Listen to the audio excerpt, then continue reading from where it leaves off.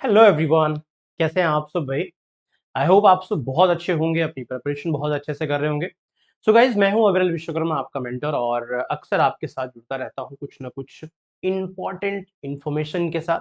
पिछले कुछ दिनों से आपने लगातार देखा है कि यूट्यूब की जो एक अलग दुनिया है उसमें बिहार फेज 7 की जो जब से नियमावली आई है तब से बहुत सारी एक मतलब बहार चल रही है।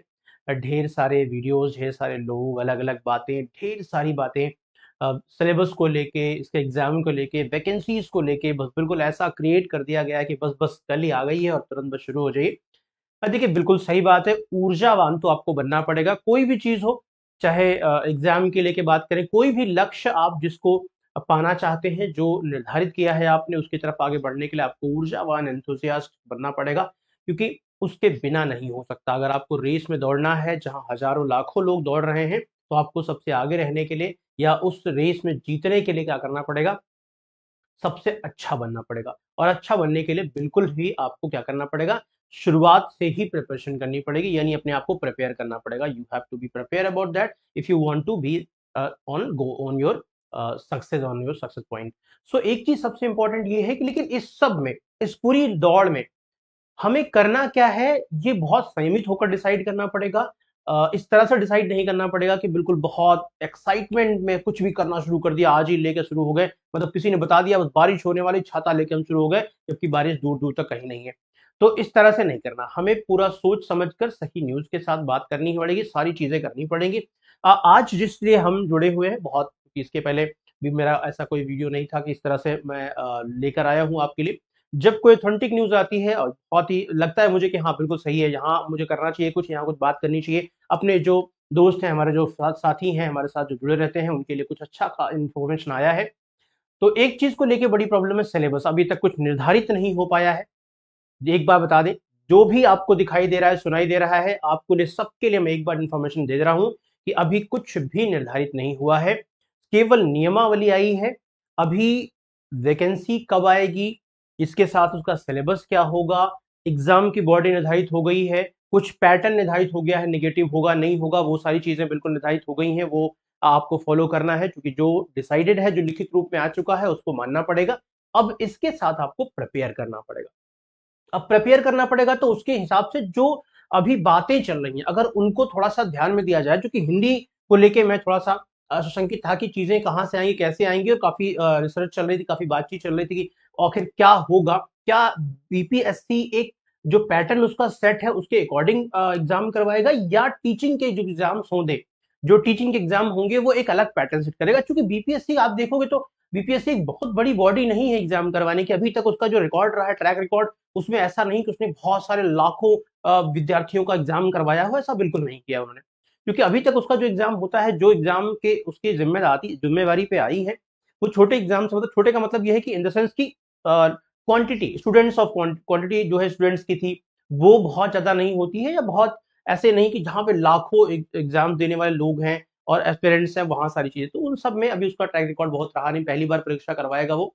ठीक है, पहली चीज ये। दूसरी चीज ये है कि उसको ये सारी चीजें निर्धारित करने का जो जिम्मेदारी है, आपको मैं बताऊंगा अभी सिलेबस क्या है और कैसे डिटेल में हम जाएंगे, क्या हो सकता है, संभावित क्या है, ठीक है, जिस तरह से बातें चल रही हैं। लेकिन उसके पहले ये जान लेना जरूरी है कि जो भी सिलेबस तय होगा वो शिक्षा मंत्रालय तय करेगा।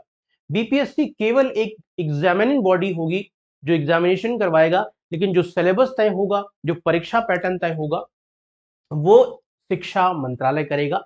तो जिस तरह से बातें अभी पिछले 2-3 दिनों से लगातार कुछ बयान आए, आपने देखा होगा कि काफी विरोध हो रहा था छात्रों का, तो जो मुख्यमंत्री हैं वहां के नीतीश कुमार जी, उन्होंने अभी एक बयान भी दिया कि ट्रेनिंग करवाएंगे, अलग से ट्रेनिंग करवाएंगे, उनकी अलग से एग्जाम करवाएंगे, उनके जो लोग ऑलरेडी जो है कहीं पोस्टेड हैं या पोस्टेड नहीं भी हैं, तो उनका डिसाइडेड हो चुका था कि हाँ उनको पिछली व्यवस्था के तहत डिसाइड हो चुका था कि उनको पोस्टिंग यहाँ मिलनी है, और बाद में फिर जब इन्होंने कहा कि सबको एग्जाम देना है, तो बड़ा उन्होंने विरोध किया, उस पर उन्होंने बयान दिया। लेकिन अब इन सब के बाद लगातार जो बयान आ रहे हैं, चाहे वो शिक्षा मंत्रालय की तरफ से हो, चाहे वो कुछ और जो नेता है, जो कौन जिम्मेदार लोग हैं, अधिकारी हैं, उनकी तरफ से, उसमें ये बात तो तय है कि शिक्षा मंत्रालय ये बात तय करेगा कि उसके पैटर्न में क्या होगा और सिलेबस क्या होगा। जिस तरह से बातें हो रही हैं उसमें एक चीज तय है, और एक चीज है कि ये कहा जा रहा है कि जो शिक्षक चुना जाएगा इस परीक्षा के बाद, उस शिक्षक को इतना परिपक्व होना चाहिए कि वो जो सिलेबस पढ़ाना है वो सिलेबस की जानकारी कंप्लीटली रखे।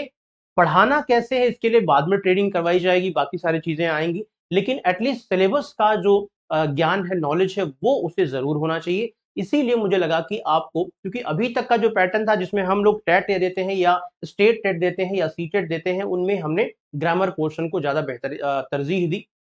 ठीक है, तो ग्रामर पोर्शन के साथ साथ क्योंकि यहाँ पर बिहार स्टेट ने अपनी जो स्टेट की इनकी जो पाठ्यक्रम है, पाठ्यक्रम जो सामग्री है, उसको तरजीह दिया है। इट मींस कि अभी तक आपने जो एनसीईआरटी को बेस बनाकर पढ़ा था उससे थोड़ा हटकर हमें एससीईआरटी यानी खासकर बिहार बोर्ड की जो किताबें हैं उन्हें भी ध्यान देना पड़ेगा। कहीं ऐसा ना हो कि हम एनसीईआरटी को बेस बनाकर पढ़ते रहें, आगे बढ़ते रहें, ग्रामर पोर्शन को पढ़ते रहें और इनका जो बेस है अचानक से जब सिलेबस डिसाइड हो तो इन्होंने बता दिया कि भाई सिलेबस में जो है वो बिहार बोर्ड की जो किताबें हैं उनसे भी प्रश्न आने हैं, इतना परसेंट प्रश्न आने हैं, या ये तो भाई ग्रामर को छोड़ेंगे तो नहीं।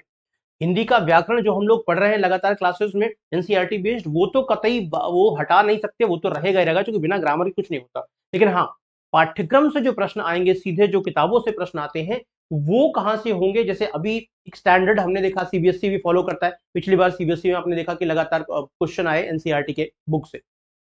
तो यहाँ पर चूंकि इनका जो बोर्ड है वो बिहार बोर्ड को इन्होंने तरजीह दे दी है, इन्होंने बता दिया है बिहार बोर्ड को थोड़ा सा हम लोग मतलब कि एक तरह से एग्जाम में का हिस्सा बनाएंगे बिहार बोर्ड के क्वेश्चंस को, तो हमें भी उसके लिए सतर्क रहना पड़ेगा। ऐसा ना हो कि हमारे पास जब सिलेबस तय हो जाए तो फिर हम बैठे रहे हाथ पे हाथ धरे और हमें पता भी ना रहे कि यार बिहार बोर्ड का भी कोई सिलेबस है। तो इसलिए मैंने आज ये सेशन रखा छोटा सा कि आप सबसे थोड़ी सी दो चार बातें करेंगे और ये आपको सुझाव देंगे कि भैया देखो यहाँ पर, इसीलिए मैंने इसका टाइटल रखा ये सब पढ़ना पड़ेगा। ऐसा नहीं कि सिर्फ ग्रामर ही पढ़ना पड़ेगा, हम ग्रामर ही पढ़ रहे हैं, उसके अलावा भी चीजें हैं, लेकिन वो हम लोग तब शुरू करेंगे जब ये डिसाइडेड फाइनल हो जाए बोर्ड की तरफ से या एक सिलेबस डिसाइड हो जाए। जैसे बात करें, देखो यहाँ पे कुछ किताबों की है, कक्षा एक की किताबें जो है, दो की है, तीन की, चार की, पांच की, छह की। हिंदी की बात करें तो उसमें जो किताबों के नाम है अलग अलग, भाग वन भाग दो से, इसमें किसलय की बात कर रहे हैं, कक्षा छह किताबें किसलय, ठीक है ना। तो ये सिर्फ ऐसा नहीं कि सिर्फ किसलय, इसके अलावा बहुत सारे ऐसे टॉपिक्स आपने पढ़े होंगे एनसीईआरटी में, हमने बहुत सारी क्लासेस ली है, तो एनसीईआरटी क्लासेस बहुत सारी आप देखोगे तो पढ़े हुए हैं, वहां पे प्लेलिस्ट में मिल जाएंगे आपको। उनके आधार पर इसके भी बहुत सारे टॉपिक्स हैं, आप देखिए यहाँ पे। तो आपको मैं यहाँ पे दिखाऊंगा ये कहीं कुछ,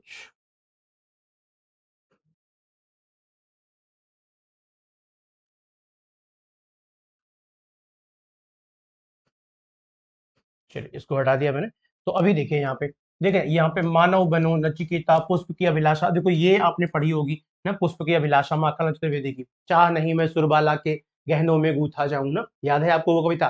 तो वो कविता देखो आपने पढ़ी होंगी। उसके अलावा दानी पेड़ है, वीर कुंवर सिंह गंगा की साइकिल की सवारी, ये साइकिल की सवारी एनसीईआरटी में भी है, आपने पढ़ी होंगी ना। बचपन के दिन, वर्षा बहार, कुंभा का आत्मा, मतलब ये जो टोटल इनका सिलेबस है, ये बिहार बोर्ड के बच्चों का सिलेबस है, जो क्लास एक से लेकर ये आई थिंक ये सात क्लास सेवन का सिलेबस है ये। तो सेवन का, एट का, सिक्स का, फाइव का, थ्री का, टू का, ऐसे हम लोग उसको भी पढ़ेंगे, थोड़ा थोड़ा करके उसको भी देखते रहेंगे कि क्या है उसमें आखिर। क्योंकि होता क्या है कि हम लोग चूंकि इन किताबों को नहीं पढ़ के आए हैं, आई थिंक आप में से बहुत सारे साथी ऐसे होंगे जिन्होंने शुरुआत जो है जिन किताबों से करी होगी, उनका अब नामो निशान भी नहीं बचा होगा, या वो सब आपको याद नहीं होगा, तो आपको रिवाइज तो करना पड़ेगा, क्योंकि प्रश्न कुछ ना कुछ यहाँ से बन जाते हैं, फेमस कुछ कहानियां हैं ना, इन सब की बातें करेंगे। देखो यहाँ पे कुछ और है, हिंद देश के निवासी में टिपटिपुआ, अभी एनसीईआरटी का भी पार्ट है ये टिपटिपुआ, मैंने पढ़ाया भी था आपको टिपटिपुआ के बारे में, है ना। तो वो टिपटिपुआ हो गया। हुआ कुछ हुआ यूं कि चांद का कुर्ता, ये भी मैंने पढ़ाया आपको। म्यान रंग, उपकार का बदला, चतुष्प्रकार, ननकू, ममता की मूर्ति ना, एक पत्र, आत्मकथा, कविता का कमाल, तो ये बहुत सारी चीजें हैं। जैसे अंधेर नगरी, देखो ये आपने पढ़ा होगा। तो ऐसे बहुत सारे चैप्टर्स हैं, मिथिला चित्रकला, स्पेसिफिक बिहार। तो ऐसे बहुत सारे टॉपिक्स हैं जिनको हमें पढ़ना पड़ेगा, जिनको हमें समझना पड़ेगा, अपार्ट फ्रॉम ग्रामर पोर्शन। तो ग्रामर पोर्शन को हम प्रॉपर तरीके से पढ़ें, लेकिन उसके साथ साथ हम इन सारे ये जो सिलेबस है इनको भी हम थोड़ा सा ध्यान देते रहेंगे बीच बीच में, क्योंकि अगर हमें बिहार फेज 7 का जो एग्जाम है उसे क्रैक करके एक अच्छी जॉब चाहिए, इन 1 लाख से ज्यादा पदों में, जैसा कि बताया जा रहा है, जो फ्री है। देखो एक, अच्छा यहाँ पर मैं एक बार क्लैरिफिकेशन कर दूं, सारे लोग कह रहे हैं कि लगभग 1 लाख पद हैं। अब ये डिसाइडेड नहीं कि क्या एक ही बार में सारे भरे जाएंगे, 1 लाख प्लस, बल्कि 1 लाख नहीं, 1 लाख प्लस। तो क्या सारे एक ही बार में भरे जाएंगे? जरूरी नहीं कि जो रिक्त पद है वो सारे एक ही बार में भरे जाए।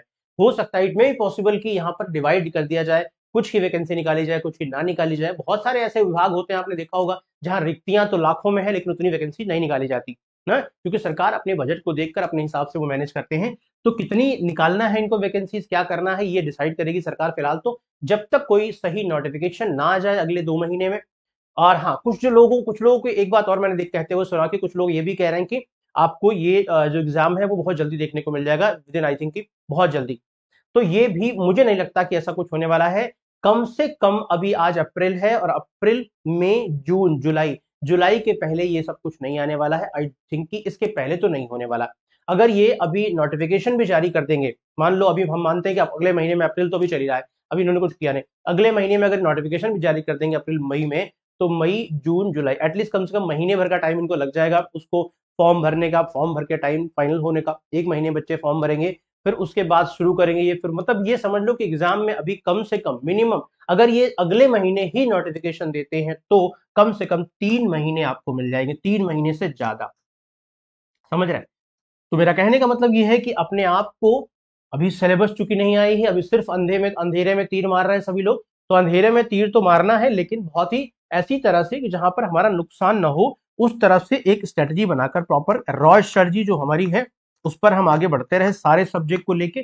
चाहे वो हिंदी की बात करें, चाहे वो एसएसटी की बात करें, चाहे वो सीडीपी की बात करें, चाहे वो बाकी सब्जेक्ट की बात करें, मैथ्स की बात करें, उन सबको लेके हमें आगे बढ़ना है, उन सबको लेके हमें चलना है। लेकिन क्या करना है, अपनी एक स्ट्रेटजी के तहत कि हम उसमें चीजों को अच्छे से कवर भी करते रहें, और इनके डेट्स के आगे पीछे होने पर उस पर हमें प्रभाव ना पड़े कि हमने इस पर पूरा ध्यान लगा दिया, सब कुछ ये हम पढ़ते रहे, ये पढ़ते रहे, ग्रामर पोर्शन हमने नहीं पढ़ा, और क्या हुआ कि बाद में फिर इसकी नोटिफिकेशन नहीं आई, उधर सीटेट आ गया, या फिर टेट का वैकेंसी आ गया, यूपीटेट का वैकेंसी आ गया, तो फिर हम रह गए, हमने वहां भी वहीं नहीं डाल पाया, सीटेट भी तैयार नहीं कर पाया।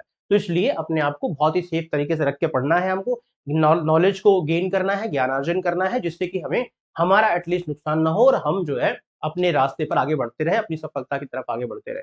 जैसे ही नोटिफिकेशन आता है तो हम जो है अपना उस तरफ भी मूव कर जाएंगे, और सारी चीजें हम जो पढ़ रहे हैं बस उसी दिशा में आगे बढ़ते जाएंगे। थोड़ा सा ऐड ऑन करना होगा ये सब तो ऐड कर लेंगे, ठीक है ना, ये चूंकि बहुत ज्यादा लंबा नहीं है, इसको ऐड करने के लिए बहुत टाइम नहीं लगेगा, बहुत ज्यादा महीनों लग जाएंगे खत्म करने में, ये तो बहुत जल्दी खत्म हो जाएगा। तो इस तरह से हम लोग अपनी स्ट्रेटजी को फॉलो करेंगे, ठीक है ना। तो आज के लिए बस इतना ही, क्योंकि बहुत ज्यादा बातें थी नहीं, और बहुत ज्यादा बातें मैं अफवाही नहीं उड़ाता हूँ कि बाहर ये हो गया, ऐसा हो गया, वो बताना, बिल्कुल बताना मुझे नहीं लगता। मुझे जो लगता था कि ये भी आपको बताना है, जो ज्यादातर लोग ग्रामर पोर्शन पर फोकस कर रहे हैं, उसके साथ साथ इस पर भी फोकस करना है, लेकिन 100% या 50% नहीं देना है अभी के लिए, जब तक नोटिफिकेशन प्रॉपर, जब तक सिलेबस डिसाइड नहीं हो जाता, तब तक के लिए कम से कम इस पर फोकस ज्यादा नहीं देंगे हम, अभी ग्रामर फोकस देते रहेंगे, क्योंकि बहुत सारी और वैकेंसीज हैं, उन पर हमें ध्यान देना है। तो आज के लिए इतना ही बेटा, मिलते हैं फिर एक नए इंफॉर्मेशन के साथ आगे। थैंक यू सो मच, तब तक के लिए बाय, जय हिंद, जय भारत।